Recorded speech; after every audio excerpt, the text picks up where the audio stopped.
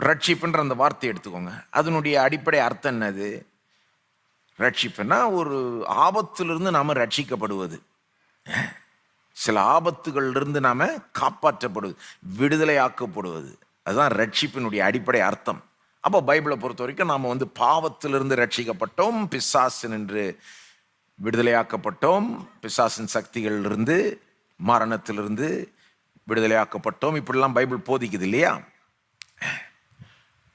அப்போ நம்ம பெரிய ஒரு ஆபத்தில் இருந்தோம். பாவம் என்ற ஆபத்து, நரகத்துக்கு நேராய் போய் கொண்டிருந்தோம். தேவ கோபாக்கினைக்கு ஆளாகிற மாதிரி இருந்தோம். அந்த ஒரு ஆபத்தில் இருந்தோம். அந்த ஆபத்திலிருந்து தேவன் நம்மளை ரட்சித்து பாவத்தை மன்னித்து நம்மளை பரலோகத்துக்கு கொண்டு போறாரு, நித்திய ஜீவனை கொடுக்கிறார். அப்போ ரட்சிப்புனா ஒரு பெரிய ஆபத்திலிருந்து நம்மளை காப்பாற்றி பத்திரப்படுத்துவது. அதுதான் ரட்சிப்பினுடைய அடிப்படை அர்த்தம். ஆசீர்வாதம் அதன் மேல வர்ற ஒரு காரியம், அதை தாண்டி போகிற ஒரு காரியம். தேவன் நம்மளை ரட்சித்துட்டு அப்படியே விடுறது மட்டும் இல்லாம, ரட்சித்த பிறகு நம்மளை என்ன சொல்றாரு? நீ நிறைவா வாழு, முழுமையாய் வாழு. சும்மா ஏதோ ஒரு ஆபத்திலிருந்து காப்பாற்றப்பட்ட, ஆகவே சும்மா பிழைச்சா போதும் அப்படின்னு இல்லை. இப்போ நீ வெற்றிகரமா வாழு, செழிப்பா வாழு. அதுதான் ஆசீர்வாதம் என்ற அர்த்தம்.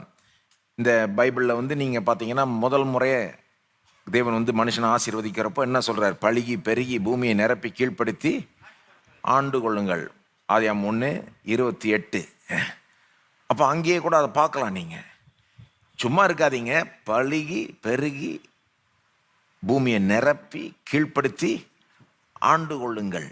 அதான் ஆசீர்வாதம்னா பழுகக்கூடிய ஒரு ஆற்றல், பெருகக்கூடிய நிரப்பக்கூடிய ஒரு ஆற்றல், பலன், கீழ்ப்படுத்தக்கூடிய ஒரு பலன், ஒரு ஆற்றல், ஒரு திராணி, ஆண்டு கொள்றதுக்கான ஒரு ஆற்றல். அப்போ ஆசீர்வாதம் அதுதான். தேவன் நம்ம எல்லாருமே நிறைவான ஒரு வாழ்க்கை வாழணும்னு விரும்புகிறார், பரிபூர்ண ஜீவனை அடையணும்னு விரும்புகிறார். சும்மா ஏதோ தள்ளணும், காலத்தை தள்ளணுன்றது தேவனுடைய விருப்பமே கிடையாது. சில நேரம் மனிதர்கள் தான் அப்படி நினைக்கிறாங்க. ஏதோ நமக்கு ஒரு வேலை இருந்து, ஒரு சம்பாத்தியம் இருந்து, ஏதோ சாப்பிட்றதுக்கு எதாவது இருந்தால் கொஞ்சம் லேசாக அப்படியே அட்ஜஸ்ட் பண்ணிட்டு போயிடலாம் அப்படின்ற எண்ணம் மனுஷனுடைய புத்தி தான். தேவன் நமக்குள்ள பெரிய ஒரு பொட்டென்ஷியலை, ஒரு ஆற்றலை வச்சுட்டாரு. அது நிறைவடையணும்னு விரும்புகிறார். நம்ம என்னென்ன ஆக முடியுமோ அதெல்லாம் ஆகணும். அப்போ தான் அவர் திருப்தி அடைகிறார் இல்லையா?